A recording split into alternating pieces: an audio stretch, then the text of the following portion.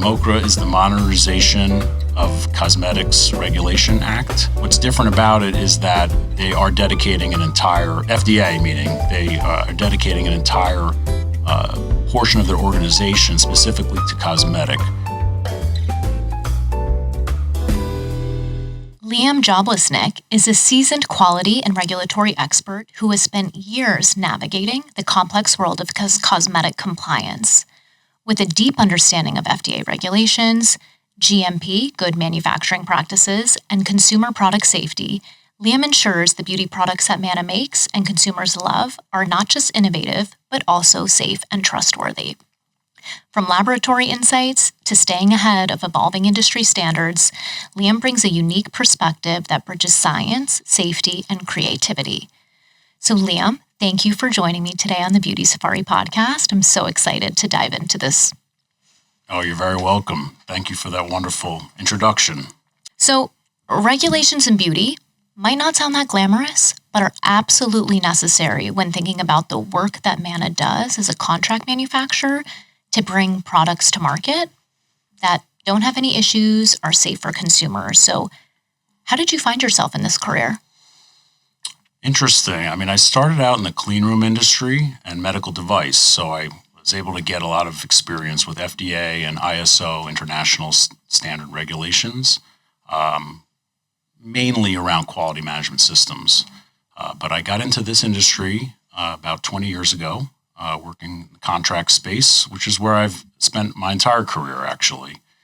But that background of having some of that ISO experience, FDA regulation, has really helped me. So right out the gate, let's cut to the chase.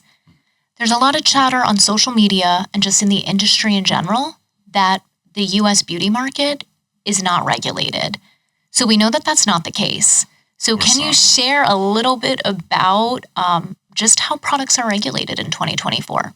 Sure. Actually, cosmetics have been regulated by the FDA. It's the Federal Food, Drug, and Cosmetics Act of 1938. So believe it or not, there's been regulation in place. For a long time. A long time, almost 100 years now. The regulations are more of an outlet for consumer safety and an ability to report adverse events. Now we're starting to get into more granular regulation with the invention of MOCRA. Mm-hmm. The industry has also had a long history of self-regulation, guiding through industry groups like PCPC, Personal Care Products Council, formerly CTFA, and as you mentioned before, the IBA, which is formerly ICMOD. Brands have been parts of these organizations, every major brand, and contract manufacturers, raw material ingredient suppliers, component suppliers have been active members in these groups, and they do tend to self-regulate through those connections that are made. And this idea of self-regulation is really interesting because when I think of the differences across global geographies, speaking about regulatory and compliance, the government is always involved at a certain level, particularly in Europe when you look at the banning of certain ingredients or even sustainability regulations that are being put in place. Does that mean that U.S. suppliers and sort of the standards suffer as a result of this self-regulation? Or do you see us moving forward, particularly with MOCRA, around this idea of having greater insight and involvement on the federal level? Absolutely. Basically, regulations set forth by the brands and by other countries are starting to be adopted even by the brands that are just marketed here in the U.S. A lot of the time, it will start at the state level. For example, California follows a lot of European regulation. Washington State now has some new regulations specifically. So these things are all being considered as part of MOCRA. And the thing about MOCRA is that the industry is the biggest seat at the table. They're actually advising the FDA as to what should and should not be. Because MOCRA is meant to avoid situations with brands or manufacturers of any product that might not fit into the rest of the industry. So what is MOCRA? What does it stand for? And why is it so significant So this legislation? Yeah, MOCRA is the Modernization of Cosmetics Regulation Act. And what's different about it is that they are dedicating an entire FDA meeting. They are dedicating an entire portion of their organization specifically to cosmetic, where in the past they did have some bleed over through various other portions of the organization. So even if you're regulated via drug, because you're registered as a drug manufacturer, you still have to register as a cosmetic manufacturer. So it is going to be a separate group. The other differences will be guidances and regulations specific for cosmetic as opposed to drug or food or nutritional supplement, for example. Interesting. So for the first time since 1938, if I'm correct on that number, Correct, yes. the FDA is enacting legislation for regulation and compliance when it comes to the personal care industry. Correct. And that sounds absolutely major, like bonkers level major. It is, but it's not really any type of hindrance or anything for like our company, for Manna, because we already are in this business and we're kind of self-regulated again by our own customers, right? And by our participation in these organizations. Plus, of course, we are registered with the FDA as a drug manufacturer because we do topical OTCs or over-the-counter products. So as long as you're meeting those requirements, MOCRA will not be an issue, but there will be some specific regulations regarding cosmetics, such as putting allergen statements on the packaging. That's coming. That's been delayed now by at least 1 year, but it is definitely coming. And the biggest difference is that the brands have to register their products and the manufacturers have to register themselves as manufacturers of cosmetics. This was never a mandatory requirement. In the past, it was only a voluntary requirement. So they were using that voluntary program to kind of, what's the word I'm looking for? Get people to buy in. Yeah, get people to buy in, but also as like a pilot program in a way. And there was a lot of involvement. All the major brands were part of those voluntary listings, and they collaborated with FDA. So those are really the major differences. So if you're going to now be a cosmetic manufacturer or a cosmetic brand looking to market your product in the U.S., no matter where you are in the world, you now have to be registered with FDA, which makes it a lot easier for them basically to also track you down. Which is helpful from a consumer perspective if there are adverse events, which is an issue in which you launch a product, it goes to the market, there's an issue safety-wise, mold, contamination, sensitization, whatever it is, for the FDA to then have a direct source to say, we know exactly who to call because we know who made this product. Exactly. That has always been the case where they've had the ability to report adverse events, but public knowledge might not have been there. So that's a big part of the program. But also what you just said, you can easily tell, okay, this came from a supplier that is not registered under MOCRA. So right off the bat, there is an issue. So yes, it will help with those types of situations. And it also sounds to me like MOCRA isn't that big of a deal to Manna because we already play in the European market and sell globally. So essentially, we don't really have to change all that much. Is that correct? No, we don't. We'll just have to advise differently when you're marketing in the U.S. If, for example, once the allergens take place, we're already doing those reviews for allergens because we have a lot of European clients that market their products in Europe. So we're already accustomed to those types of reviews. It's just now overlaying that on top of anything that's marketed here in the U.S. So from your perspective as a regulatory expert and with some of the products that you look at Manna, what's the marketing challenge, right? Like we see some products out there in the world that have labels like dermatologist tested, hypoallergenic. Are those legitimate? What do they mean? And then what does your team have to do to ensure compliance in the U.S. market for some of those claims? So absolutely those claims would be legitimate for sure, as long as you're using a reputable supplier of those ingredients. I mean, that is the key. So from our end, we make sure that we first and foremost are utilizing a reputable supplier. And then there is a level of trust there, right? So if we're working with an ingredient manufacturer and they are saying this is some of those claims that you mentioned, then we expect that they have done that claims testing with a recognized test. Typically, we don't test those ourselves, and we do rely on our ingredient suppliers to tell us what the efficacious levels are, and all of our R&D chemists are trained to do this. They work very closely with those ingredient suppliers to make sure when they're formulating that they put them in there at those efficacious levels. So yeah, as long as you're doing those two things, then you can safely say that you have a product that meets those claims.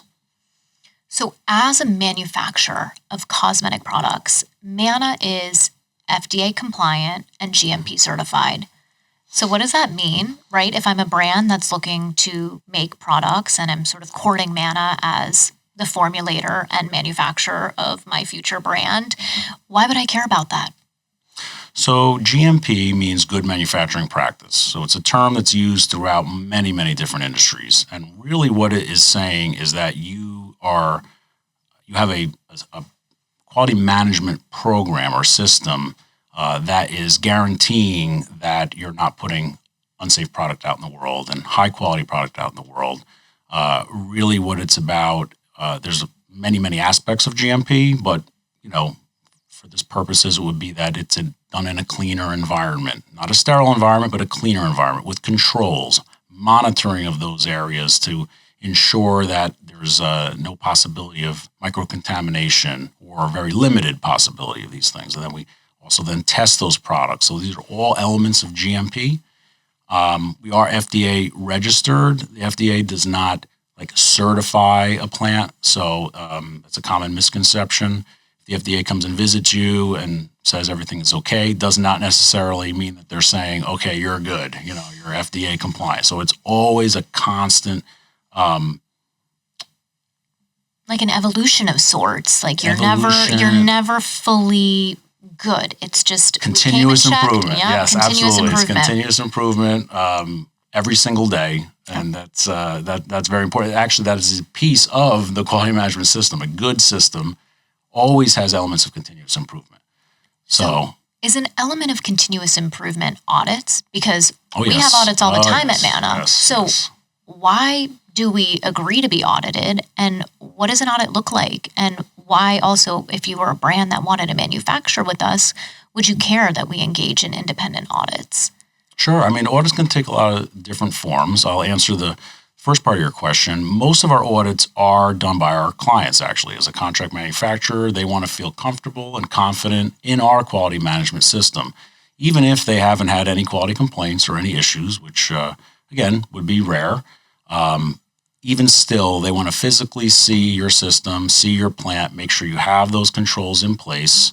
And basically, the outcome of an audit would be findings of various criticalities from minor to major. And from there, you are constantly improving. So you're looking at those issues, trying to understand why they occurred, why the auditor found them, or is it an oversight, a mistake, and then building that work into your system. So this way you are always complying. And quite frankly, the brands have a lot of exposure to different regions of the world. They have their own issues. A lot of them have their own manufacturing sites. So they bring a lot of that background to those audits. So we're all kind of learning and growing and improving together. And that's the idea behind the audits. Then we have regulatory audits, which are basically, in our case, it would be the FDA. They would come on site, make sure that you have a clean environment, that you have pest control program, for example, would be one thing. Important.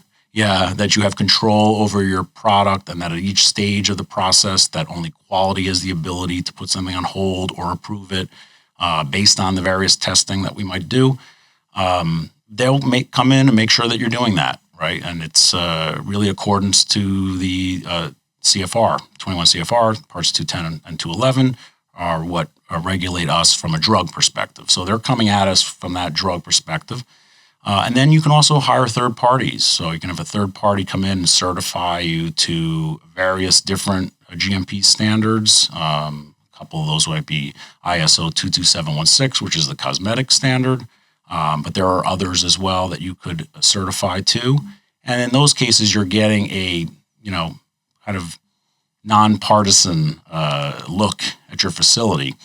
And when you go through those audits, if you're doing them right, you should be learning from those people. So it's an outside person, an additional set of eyes, right, that isn't maybe has never been in the building. And they might see some things that they might say, okay, you might want to shore this up here or there, whether it's visually, physically, or in your paperwork, in your procedures, which most of the cases it's stuff like that, as things are ever changing and you have to stay on top of that compliance. So we make OTC products at Manna.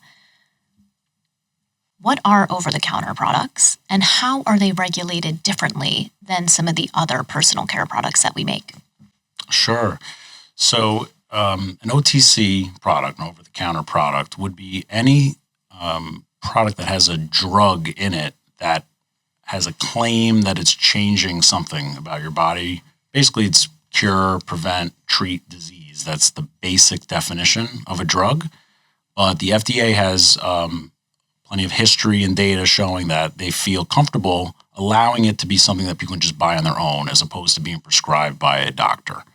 In our case, we could do any type of topical OTC. Most of the OTCs we make would be sunscreen products, but anti-acnes are pretty popular in the personal care space, as well as topical analgesics like pain relievers, even something like a hand sanitizer, for example. That's an over-the-counter product. What that entails, it means that you're still regulated as if it was a prescription drug. So what's different about it from a cosmetic perspective is that the key difference is that you're actually required to test every single lot to make sure that that there's a presence of that claimed amount of the drug. And that drug claim is dictated by the monograph, the FDA monograph, which tells you exactly what percentage something should be in order to make that claim. So, for example, any product that's an anti-acne, that's a salicylic acid, you have to have at least 0.5 to 2% in there, right? Where it gets tricky is the U.S. considers sunscreen as a drug, yet there's nothing in the monograph stating exactly what percentage you should be using in order to get a certain SPF claim. So you have to figure that out. So that's where things get a little tricky in our space as opposed to really any other type of OTC product on the market. So sunscreens, essentially what you're saying is we're making an acne product. We know that it has to have 0.5% to 2% of salicylic acid to get the drug claim, which is essentially allowing that brand to market, hey, this is anti-acne. Correct. Right? We're going to be able to make those claims. For sunscreen, you're saying it's the Wild Wild West. A brand might not be able to know the exact percentage of an active SPF filter that's going to allow them to claim a certain number of that SPF. Correct. And that's why the FDA and even internationally, there are the ISO standards. There's a specific type of testing, both for UVA, UVB, and broad spectrum testing, which is how you get that claim. Now, how you get there, typically formulators have some sense of, okay, if I use this percentage of titanium dioxide and zinc mixture, I'll probably achieve or get close to it. So they kind of have an idea, but you still have to do the testing no matter what every time you have a new formula to ensure that it is meeting that SPF claim. What they do have in the monograph is a restriction at the highest level of what you can't go over, but it would be very odd to utilize anywhere near those thresholds because you would get products that just don't feel right. Yeah. And so if you're a brand, I'd be sitting here listening thinking, that sounds like it's going to take me more time. Oh, yes. And also more money. A lot more money. Correct.